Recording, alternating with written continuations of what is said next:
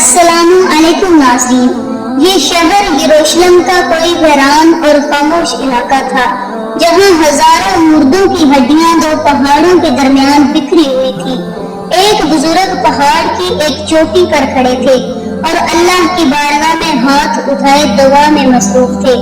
ہر مخلوق اس منظر کو حیرت زدہ ہو کر دیکھ رہی تھی۔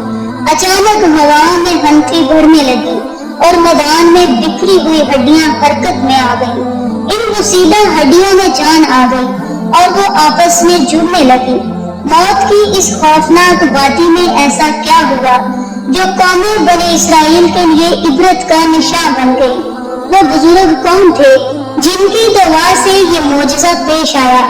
آج ہم اس ویڈیو میں حضرت حزقیل علیہ السلام اور موت کی وادی کے اس پرانے واقعہ کو تفصیل سے جانیں گے۔ حضرت حزقیل علیہ السلام ایک نیک، صابر اور اللہ تعالیٰ کے برگزیدہ نبی تھے۔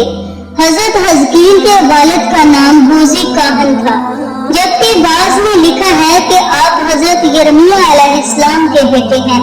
ارانی زبان میں حضرت حزقیل کے معنی اللہ کی قدرت ہے۔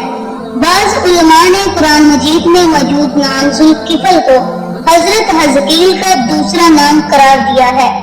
حضرت حزقیل کی بعثت کا زمانہ 622 قبل مسیح کا ہے۔ روایتوں سے پتہ چلتا ہے کہ آپ علیہ السلام ابھی بہت چھوٹے تھے کہ آپ کے والد کا انتقال ہو گیا۔ آپ کی بعثت کا زمانہ قریب آیا تو والدہ بہت ضعیف اور بوڑھی ہو چکی تھی، اس لیے بنی اسرائیل کے لوگ آپ کو ابن العجوز یعنی بڑھیا کا بیٹا کہہ کر پکارتے تھے۔ حضرت حزقیل حضرت موسیٰ علیہ السلام کے تیسرے خلیفہ تھے جو منصب نبوت پر سرفراز کیے گئے تھے۔ حضرت موسیٰ کی وفات کے بعد آپ کے خلیفہ اول حضرت یوش بن نون ہوئے۔ ان کے بعد حضرت کالب بن یوحنا نے بنی اسرائیل کی امامت کی اور پھر حضرت حزقیل علیہ السلام حضرت موسیٰ کے جانشین اور نبی ہوئے۔ دراصل حضرت موسیٰ علیہ السلام سے حضرت عیسیٰ علیہ السلام تک اس طویل عرصے میں اللہ نے بنی اسرائیل میں بہت سارے پیغمبروں کو مبعوث فرمایا جن کی درست تعداد کا علم صرف اللہ تعالیٰ کو ہے۔ ان میں سے چند پیغمبروں کا تذکرہ قرآن مجید میں موجود ہے، بعض کا تفصیل سے تو کچھ کا مختصر ذکر ہوا ہے۔ لہٰذا حضرت یوش اور حضرت حزقیل علیہ السلام کا نام قرآن مجید میں موجود نہیں ہے، البتہ بعض واقعات کے ضمن میں ان نبیوں کے ذکر احادیث اور اقوال میں ملتے ہیں۔ حضرت حزقیل نبوت کے عہدے پر فائز ہوئے تو بنی اسرائیل میں سرکشی اور نافرمانی عام تھی۔ جھوٹ، منافقت، رشوت خوری، حسد معاشرے میں سرات کر چکی تھی۔ لوگ بے حیائی اور بدکاری پر فخر کیا کرتے تھے، ظلم و جبر کر کے خوش ہوتے تھے۔ باپ دادا کی رسم و رواج مذہب بن چکے تھے۔ قوم اتنے فرقوں میں بٹ چکی تھی کہ ان کا شمار ممکن نہ رہا۔ اس بدترین معاشرے میں حضرت حزقیل علیہ السلام نے توحید کا پرچم بلند کیا۔ آپ نے اپنی قوم کے لوگوں کو سچائی اور راست بازی کی تعلیم دی اور لوگوں کو صراط مستقیم پر چلنے کی ہدایت دی، لیکن ان کی نصیحت کا ان لوگوں پر ذرا بھی اثر نہ ہوا اور وہ اپنی روش پر قائم رہے۔ لہٰذا آپ نے بنی اسرائیل پر آنے والے عذاب اور ہولناک تباہی سے انہیں آگاہ کیا۔ بائبل میں آپ سے منسوب صحیفہ حزقیل موجود ہے جو بائبل کی آخری کتاب ہے۔ صحیفہ حزقیل میں آپ کی پیشن گوئی تفصیل سے موجود ہے۔ سن 550 قبل مسیح میں بائبل کے بادشاہ بخت نصر نے بیت المقدس پر حملہ کر دیا، لہٰذا یہودی خوف زدہ ہو کر قلعہ بند ہو گئے۔ حضرت حزقیل علیہ السلام کا خیال تھا کہ بنی اسرائیل کی تباہی ان کے لیے بطور سزا اور سبق ہے جو خدا کی طرف سے دی گئی ہے۔ آپ نے توبہ پر زور دیتے ہوئے اپنی قوم کے لوگوں سے کہا، تم لوگ توبہ کرو اور اپنی ساری بدکاریوں سے باز آ جاؤ۔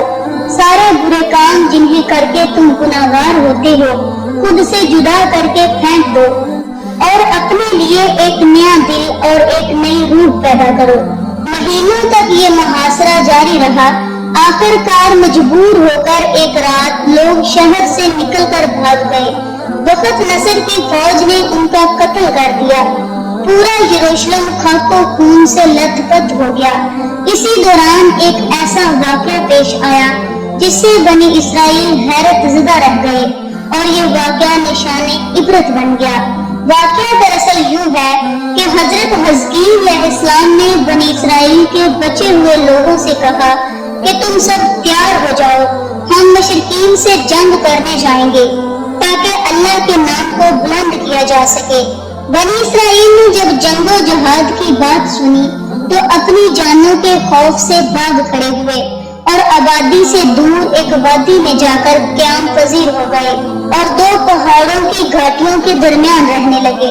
اللہ تعالیٰ کو ان کی یہ حرکت بہت زیادہ ناپسند ہوئی، چنانچہ اللہ تعالیٰ نے ایک عذاب کے فرشتے کو اس جنگل میں بھیج دیا جس نے ایک پہاڑ کی آڑ میں چھپ کر اور چیخ مار کر بلند آواز سے یہ کہا کہ تم سب مر جاؤ۔ اس چیخ کو سن کر سب کے سب لوگ مر گئے جن کی تعداد 70,000 تھی۔ ان مردوں کی تعداد اس قدر زیادہ تھی کہ لوگ ان کے کفن و دفن کا کوئی انتظام نہ کر سکے اور ان مردوں کی لاشیں کھلے میدان میں وہیں بے غور و کفن پڑی رہ گئیں۔ کچھ عرصے بعد یہ لاشیں اسی طرح پڑی رہنے کی وجہ سے سڑ گئیں اور بدبو پورے جنگل بلکہ اس کے اطراف میں بدبو پھیل گئی۔ کچھ لوگوں نے ان کی لاشوں پر رحم کھا کر چاروں طرف سے دیوار اٹھا دی تاکہ یہ درندوں سے محفوظ رہ سکے۔ کچھ دنوں کے بعد حضرت حزقیل علیہ السلام کا اس جنگل میں ان لاشوں کے پاس سے گزر ہوا تو اپنی اس قوم کے 70,000 انسانوں کی اس موت، ناگہانی اور بے غور و کفن لاشوں کی فراوانی دیکھ کر رنج و غم سے ان کا دل بھر گیا۔ آپ اب دیدہ ہو گئے اور اللہ کے دربار میں دکھ بھرے دل سے گڑ گڑا کر دعا مانگنے لگے، یا اللہ، یہ میری قوم کے افراد تھے جو اپنی نادانی سے یہ غلطی کر بیٹھے کہ موت کے ڈر سے شہر چھوڑ کر جنگل میں آ گئے۔ یہ سب میرے شہر کے باشندے ہیں، ان لوگوں سے مجھے بہت محبت تھی اور یہ لوگ میرے دکھ سکھ کے شریک تھے۔ افسوس کہ میری قوم ہلاک ہو گئی اور میں بالکل اکیلا رہ گیا۔ اے میرے رب، یہ وہ قوم تھی جو تیری حمد کرتی تھی اور تیری توحید کا اعلان کرتی تھی اور تیری کبریائی کا خطبہ کرتی تھی۔ آپ بڑے سوز و دل کے ساتھ دعا میں مشغول تھے کہ اچانک آپ پر یہ وحی اتر پڑی کہ حزقیل، آپ ان بکھری ہوئی ہڈیوں سے فرما دیجئے کہ بے شک اللہ تم کو حکم فرماتا ہے کہ تم اکٹھی ہو جاؤ۔ یہ سن کر بکھری ہوئی ہڈیوں میں حرکت پیدا ہو گئی اور ہر آدمیوں کی ہڈیاں جمع ہو کر ہڈیوں کے ڈھانچے بن گئے۔ پھر یہ وحی آئی کہ اے حزقیل، آپ فرما دیجئے کہ ہڈیوں، تم کو اللہ کا حکم ہے کہ تم گوشت پہن لو۔ یہ کلام سنتے ہی فوراً ہڈیوں کے ڈھانچوں پر گوشت پوشت چڑھ گیا۔ پھر تیسری بار یہ وحی نازل ہوئی کہ بس آپ یہ کہہ دیجئے کہ اے مردو، خدا کے حکم سے تم سب اٹھ کر کھڑے ہو جاؤ۔ چنانچہ جیسے ہی آپ کی زبان سے یہ کلمات جاری ہوئے تو 70,000 لاشیں ایک دم اٹھ کھڑی ہوئیں اور تمام لوگ پھر سے زندہ ہو گئے۔ پھر یہ لوگ جنگل سے اپنے شہر آ کر دوبارہ آباد ہوئے اور اپنی عمر کی مدت بھر زندہ رہے، لیکن ان لوگوں پر اس موت کا اتنا نشان باقی رہ گیا کہ ان کی اولاد کے جسموں سے سڑی ہوئی لاش کی بدبو برابر آتی ہے۔ چنانچہ یہ اطراف آج تک ان یہودیوں میں پائے جاتے ہیں جو ان لوگوں کی نسل سے باقی رہ گئے تھے۔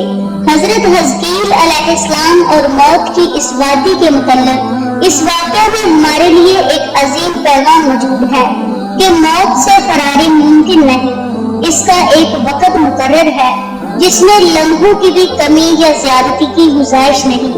جیسا کہ اللہ تعالیٰ نے فرمایا کہ ہر جاندار کو موت کا مزہ چکھنا ہے، وہ تو حیات تقدیر الہی کے تابع ہے اور تقدیر الہی کے مقابلے میں کوئی تدبیر کارگر نہیں ہو سکتی۔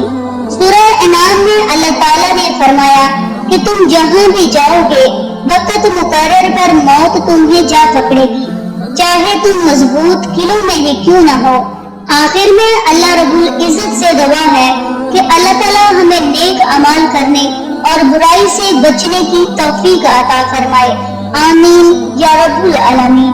آج کی اس ویڈیو میں تھا بس اتنا ہی۔ اگر آپ کو ہماری آج کی ویڈیو اچھی لگی تو لائک ہمارا حق ہے۔ آپ سے التجا ہے کہ جاتے جاتے اس ویڈیو کو لائک ضرور کرتے جائیے گا۔